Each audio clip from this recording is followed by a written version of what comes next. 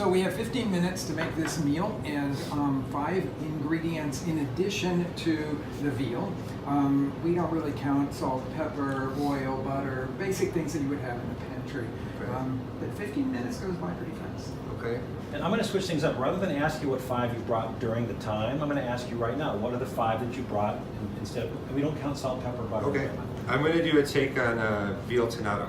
So I brought a really nice oil-packed canned tuna, capers, mayonnaise, parsley, and I'm going to do it with bread. So I brought some sourdough. Cool. And Rick, what 5 do you have? I have achiote, the spice from the Yucatan, a can of chipotles, yes, don't laugh. I have some Napa cabbage, a pineapple, and some knob.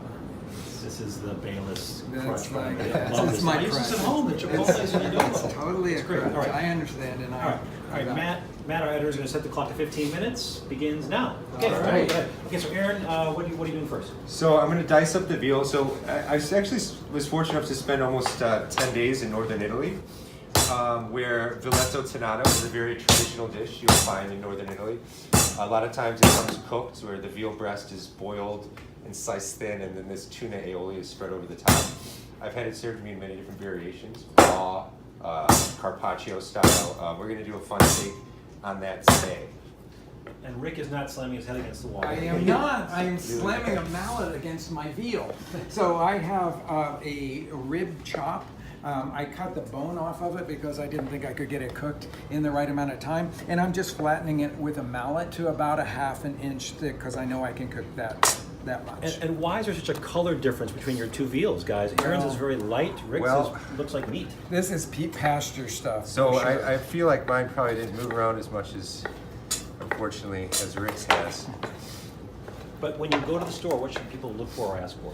And that's a good point. I mean, when you go to the store, like, where do you walk into the store and buy various cuts of veal at? Well, I will tell you that having done some research, I would say that you can get it at most Whole Foods stores, but the one on Kingsbury has the best selection, and then Paulina Market has it as Paulina well. Market, And okay. Paulina Market, I actually have some pastured veal as well. And if you don't live in Chicago, folks, and you come to Chicago, Paulina Market is kind of a must-stop, I'd say, along with Gene's Sausage Shop. Both on the northwest side of the city, old school butchering, sausages, the whole 9 yards. Okay, so Aaron is, what have you diced it and you added some So olive I oil? diced it up. I'm going to do salt, pepper. I'm going to do kind of a fun, I'm going to do this raw, essentially. So this is veal tenderloin. But I'm going to do, what I kind of like to do with tartars is do a little light syrup. So, and this is optional in the recipe that you'll see. I'll pack it into a little ring mold, working in batches, and sear just one side of it really hard in the pan. And then take that out and kind of break it up and use that to plate with the tartar. I like the contrast in textures that you get from the slightly seared raw pieces and then the completely raw pieces under that. You're just opening up some really nice... Really nice tuna. I like this brand a lot. The Ortiz oil-packed tuna. There is, there's also, they make a couple different levels, and I believe this is available at Whole Foods, the Ventresca label of the Ortiz. That's their tuna belly. That's actually aged a little bit in the can. Okay, Rick has now transferred his veal to the grill pan. Right, and I'm taking knob onions, which have about a 1-inch knob. They look like green onions, but they have a 1-inch knob on one end. This is the classic onion that you would find in a taqueria in Mexico. And I'm going to take the top of the green part of it off, just the very top, and split the whole rest of it. Because I'm going to char these in a cast iron pan, which is one of the things that I like to do. So I'm going to lay them cut side down into the big cast iron pan here so that they can char. And then I'm going to put some pineapple in there too, so I have a whole pineapple here. I'm going to cut a chunk of it off and then just cut it into slabs so it can char right alongside these knob onions here. One of the takeaways I get from watching you do this over the course of so many shows, not just the chipotles and adobo, but the cast iron pan. If you're going to cook something quickly, like you said, it's got good even heat distribution, And it just holds heat. It holds heat. That's the thing that I like about it. You can put something cold into it and it won't cool off the pan. The pan really holds heat very, very beautifully. They're easy to clean too. Yes, they are. Okay, so Aaron, you're cutting up some capers? Cutting up some capers. I'm basically going to season. I have some just some mayonnaise. Like I said, very simple, easy to find pantry ingredients, most of which are very shelf stable. This happens to be a Japanese style mayonnaise known as QP. Oh, I love that. You don't have to use that, but I mean, it's going to make a little But bit. it's getting to be more readily available It is. now. It I'm is. really happy about that because it has a unique flavor. It is. I think this is all the MSG. And I think they add a little rice pine vinegar too. Don't bust my bubble here. Cool, they're all in cool bottles too. Yeah, the With little netting on the yeah. outside. Okay, so Rick's just searing the Okay. knob onions and the pineapple. And the pineapple, and I'm gonna look at this veal. It's got a nice little char or sear. I put it in and I would love to grill this, but I have a grill pan today. So I'm gonna turn it over now. And then I want it to cook slowly. And because this grill pan is gonna hold so much heat, I'm actually gonna turn it off now and just let it coast with that temperature of the hot grill pan. And I'm gonna next make my marinade, which is the flavors that you would get on tacos al pastor. You can see that I'm working pastor-like things here with the grilled onions and with the grilled pineapple or the charred pineapple here. And then I've got the grilled flavor coming on from the grill pan onto my veal. Now I'm gonna make that sort of, well, my hurry-up version of a classic al pastor marinade, which is achiote paste. You can find that actually in a lot of well-stocked grocery stores these days. It comes in a paste. It's achiote seeds that have been ground with garlic and spices. And I'm gonna just take a piece of that off, open my can of chipotles. And the first thing I'm gonna do is to blend the chipotles until they make a complete puree. I'm gonna use all the canning liquid and everything. I'm gonna add a little bit of water to it and make a puree out of that in the blender. We've got just over 9 minutes to go, so we're about a third of the way through. Aaron has got something going on his skillet over there. Bread? Just toasted up some sourdough. I mean, with tartare, you generally would serve it with bread. I mean, there's a number of different ways you can interpret the recipe. You could sear the whole veal tenderloin and slice it really thin and serve it as carpaccio and kind of drizzle that tuna aioli over it. You can serve the bread on the side. I'm almost going to build it like a crostini or a tartine, if you will, and kind of spread that base of the tuna aioli on the bottom and top it with that lightly seared veal, and then just garnish it with a little bit of parsley. And one thing I want to tell our listeners is that we are trying something the last 2 shows when we're shooting some video. So we are going to post this video on YouTube. We'll have a link. That's what's going on in the background. We're going to have a link to the video from feedpodcast.com from today's page, from today's show with, of course, both recipes. Now, Rick has just blended the chipotles in adobo, and he's pouring them into a small dish. Yeah, I'm going to pour about half of that can, and I'm going to use that as a sort of salsa.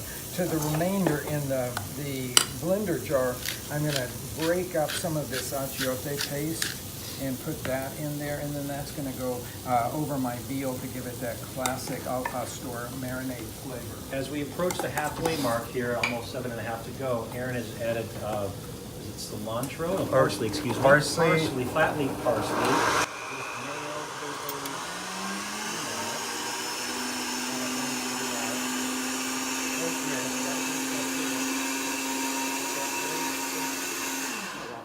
Aaron just tasted some of that, the mayo. What do you got going on? So I'm seasoning it with, since I had to pick my ingredients very carefully, I thought capers would work well because I could season the mayonnaise base for acid with the brine from the capers. Oh, that's a good thought. I'll tell you, you get very creative Right. when you have to limit yourself to 5 ingredients, right? Because you'll choose something that can do double duty. Right. Do you have if you could have had a 6th, what would the 6th been? That's a great question. I think I would teeter between just some raw sliced shallot or a little bit of chili flakes. Rick is now transferring some of this Just the sauce or the adobo, the marinade for the veal, and I'm just doing it on both sides of this piece of veal here. It looks like that I'm at about medium here. I pressed on it, and I literally, the heat of this pan, remember I turned the heat off, and the heat of the pan alone is really doing the right thing to this, twisting it along. And you have not even checked the pineapple or the knob onions. Those are just hanging out on the... Yeah, they should, at this point, it's my time to look at it. So I'm looking for that much char, which is kind of like what I would call medium char on this.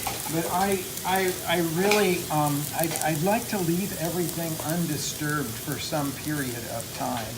And you can see the knob onions when I turn them over. They also they're getting soft, but they're also getting some nice char on them. And I'll make a little slaw with Napa cabbage and all of these ingredients as well. It's a bit like the principle of people over checking things like on the grill. Yes. Kind of turn the hamburgers over and over, and you shouldn't do that. Just have to leave it. I will tell you that that is the worst thing you can do when you grill is to mess with the stuff because you won't get the right char. Okay, I gotta go back to Aaron, what you did really quickly before you're doing that. What did you do? So I just seasoned the veal with a little bit of salt and pepper, a little bit of oil, and I've packed it lightly into a ring mold. And then it's easiest to pack it on a little piece of wax paper and then kind of slide that off into a skillet with some olive oil at a fairly high temperature. And I'm just going to try and achieve a light sear on the side that's in contact with the pan. Now the ring mold is going to get a little bit hot and it's going to create some cooking along the exterior of it. But all in all, like I said, I kind of like that contrast. We're going to have some crunchy bread, we're going to have some lightly seared veal, we're going to have some raw veal, we're going to have that very luxurious kind of tuna aioli spread on the bottom. I'm curious, you have 5 minutes to go, by the way, guys. We're 2/3 of the way through, 5 minutes to go. Where'd you learn how to do that? You know what, we've been doing this at the restaurant for a new tartare set. So it's just basically, it's dry aged strip loin and top round from Slagle. We dress it in paprika oil, salt, pepper, some lemon, sear it on one side, then flip it over and break it apart on the plate. And then nitrous charged béarnaise over the whole thing, and a giant stack of shoestring potatoes. Oh my god, that's so good! This is what I'm talking about, right? Let's just do that. I know it sounds dirty and like not super like fine dining, but it's pretty dirty. But it's a fun thing on the menu. People are really enjoying it. Cool. All right, Rick, what did you just do with the Napa cabbage? Okay, so I just very thinly sliced Napa cabbage, drizzled on a little bit of vinegar. That's what I call a pantry staple. I hope so, because everybody's got a bottle of vinegar in their house, right? Okay, so vinegar and oil, let's say those are pantry staples. So I put a little bit of vinegar on there. This is apple cider vinegar, and sprinkled on a little bit of salt. And now I'm ready to start chopping up the charred knob onions and the pineapple to add to this Napa cabbage to go alongside our beautiful veal that's grilling over here. Okay, we're just over 3.5 to go. Did you say 3 to 4 minutes? 3:45. 3:45 to go. Aaron is going to check his veal that's in his little ring mold. He's going to flip it over. Oh, he's got a little bit of char. Not enough, though. Not enough, though, but I think I'm running out of time, Steve. I'm going to have to make this happen. I don't know. 4 minutes to go.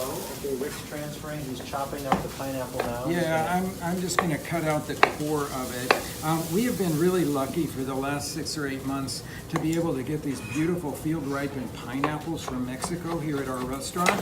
But right in the middle of the winter, when I wanted one of those beautiful field-ripened pineapples that have these really soft cores to them, you can actually eat the core, we didn't get them. So I'm working with what everybody else is going to work with if you go to the grocery store. Okay, Aaron, what are you doing now? I'm gonna start plating this up. I'm gonna spread a nice little layer. Now this stuff is very rich with that nice oil-packed tuna and the QP mayonnaise being as intense that it is. So I'm gonna do a little thin layer. It's not the. What is it about QP mayo that is so good, by the way? I believe that it's. I believe you have a small amount of rice wine vinegar and there's some level of MSG in there in some way or another. Okay. But it is great. I know. It is. Lots of chefs use QP. I really love the flavor profile of it. Me It too. remind me of my other favorite, which is helmets. I mean, it really tastes different. Okay, so you're Jukes is sort of very breaking similar. up this veal in the bowl. So I'm breaking it up, so we're kind of mixing up that sear, mixing up that cook a little bit.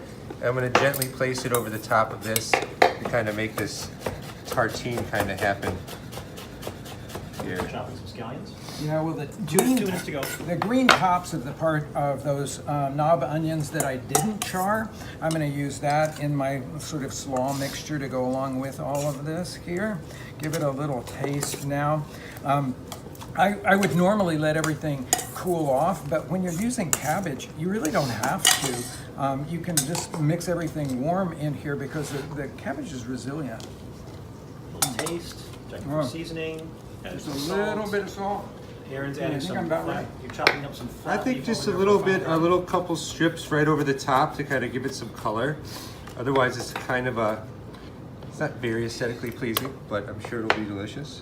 Rick is slicing the veal he just took off the grill pan. Done enough? Medium? Perfect. I'm really looking forward to eating this since I haven't cooked veal in a long time. I thought I could bring this back for you. Anything I can do. Okay, Aaron is now slicing his, you call it the bias? Slice up. Yeah, I like a nice extreme bias on the toast. It just kind of leads people to eat it. That's pretty gorgeous. I can't wait to show people on our website. And Rick is now plating his. Yes, I'm just cutting those 2 sort of pounded chops, if you will, into smaller pieces so that I can put those onto the plate. And then I'm gonna serve right alongside it this slaw. Now I took out some of the chipotles and adobo that I blended earlier, and I blended them with some water. And if you ever are looking for a really hurry up, beautiful smoky salsa to go with something, that's where I turn.